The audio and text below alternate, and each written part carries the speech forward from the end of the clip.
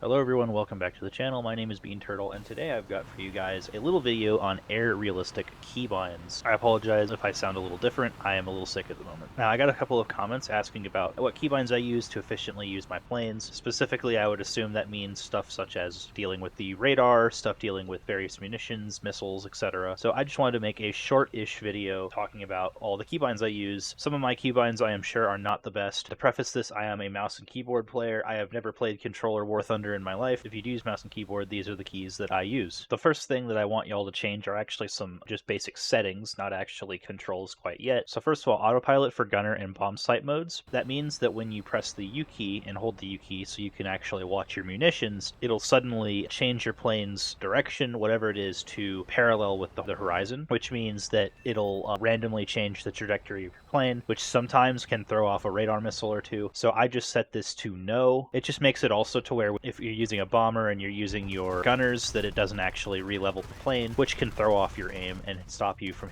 taking down fighters. One of the first major keybinds that I would recommend y'all get used to is the multifunction menu keybind. Now, since the Leviathans update, it's actually on the bottom of the screen in the little toolbar menu, but it's also very easy to just hit the keybind Y, and that lets you mess with every single thing that your plane can do. You can turn off and turn on engines if you want to for some reason, select weapons, mess with radar modes, that kind of thing. So I would recommend getting used to using this key. The first keybinds that I think y'all will be thinking of, drop bombs. I don't have it on spacebar like a lot of people do. I found that I could easily hit that with my thumb by accident if I wasn't being careful, so I actually removed it to a mouse button. It's actually my close mouse button. I have a Logitech G502. It has two mouse buttons. This is the closer one. It's much harder to hit the mouse button than it is to hit the spacebar. I also have drop bomb series on the apostrophe key next to the right enter button on my keyboard. Drop bomb series allows you to drop, say, 12 500-pound bombs on a single target very easily. It's a good key to have. I would only recommend using the bomb series mechanic if you're using a lot of bombs as opposed to just like a couple 2000s. Fire rocket salvo. If you're using, say, the F-111F and you have your 456 Mighty Mouse rockets here, if you just put fire rocket salvo on R and just hold the button until you run out of rockets, that'll allow you to actually fire them all. And it's good for ground realistic battles as well. For my AGM-65s, I use the spacebar key because it takes more than one input to actually lock and fire the missile. For basic air-to-air missiles, i.e. AIM-9Ms or AIM-9Ls, your AIM-120s, your AIM-7Fs, I have on my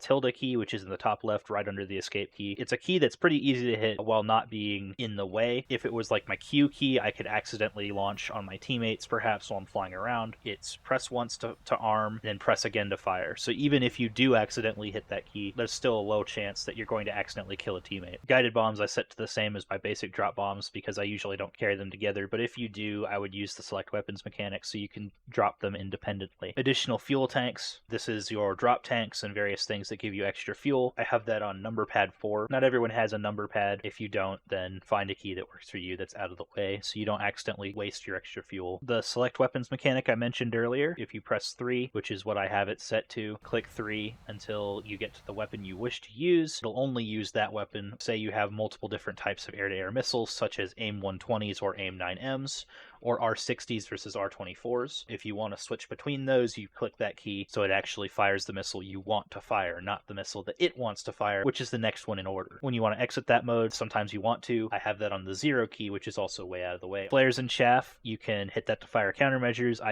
That key literally didn't exist back then, but I have that set to N, and then I also set fire chaff to a separate key because sometimes at top tier you want to fire only chaff and not waste your flares because an AIM-120 is coming to eat you. Flares are useless against AIM-120. Periodic countermeasure release is a useful key. I have it on the comma key. What this does is it'll fire flares and chaff behind you at a certain interval. This is more useful for planes like the Su-25 and the A-10, which have a billion flares and countermeasures. Now, the keys that you are probably the most interested in are radar related. I actually ended up changing a huge number of these because the default ones are pretty annoying. This, for instance, radar / Iris T beyond / within visual range combat. That's not really what it does, in my opinion, but I set this to : semicolon. So what this allows me to do is to cycle between the mode of the radar that you're using. So say, for instance, track while scan mode, TWS, or pulse Doppler, whatever you're using. Acquire pulse Doppler, which is a lock within 19 kilometers of a target. Helmet mounted display, which allows you to look around in your cockpit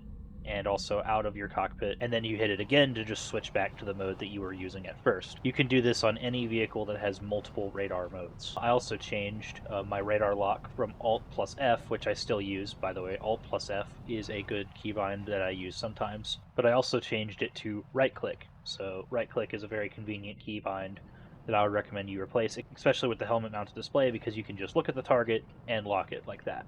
Very useful.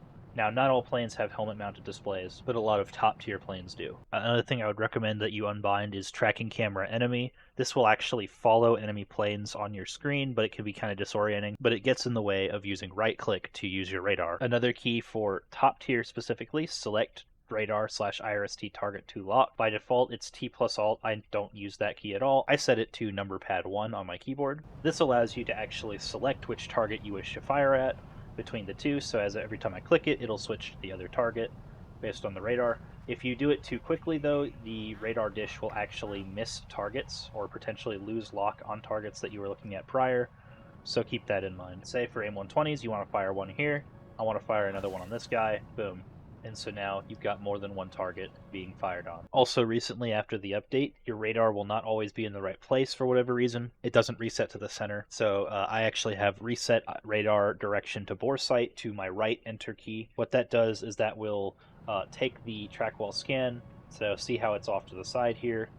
I'm going to just turn off my radar real quick. It's off to the side still, right? If you hit enter, it will be at the center of the radar bore sight. If it's off to the side, you want to be able to reset it, because sometimes that's really annoying. Next key I recommend 100% is toggle cannon ballistic computer. I put that on the insert key above the arrow keys on the extended keyboard I have. It's also on caps lock by default. The thing about caps lock that's a little annoying is when you hit caps lock, this comes up, so it actually blocks your ability to use your mouse, so I find that to be kind of irritating at times. Another key that I would recommend you guys set is actually the Z key for zoom. Sometimes you want to zoom here to get a cannon shot off, but usually what the zoom key is for stuff like targeting pods, which give you additional zoom, and Z is the key I've just always used for that.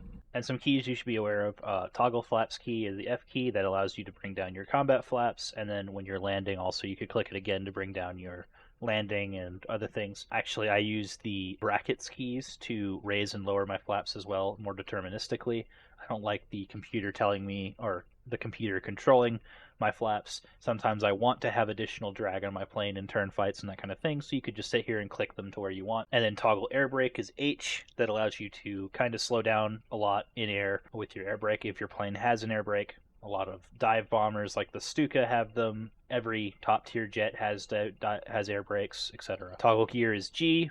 Drag chute, if your plane has them, not every plane has them, is Alt plus G. And so once it gets down to the slow speed, it should automatically deploy your drag chute, but if it doesn't, you can do it yourself. On lower tier bombers, you can open your bomb bay door if you want. I have that on the slash key. It's much easier than clicking the bomb button first, because sometimes you can mess that up. And sometimes the bomber has bombs that are on the outside of the plane, so you don't always want to have to do that. You can just press that key. Well, everyone, thank you very much for watching. I believe that covers most everything for Air Realistic. If I forgot something, be sure to tell me in the comments or ask. I will be able to help. I read my comments. Please be sure, if this was helpful, to like, subscribe, hit that bell thingy so that you get my videos. If you really enjoy my content, remember you could always become a member. You be your very own turtle enjoyer. But only do what you can. Take care of yourself first. Y'all choosing to watch my videos already makes me feel good enough. So thank you very much for watching, and have a great day.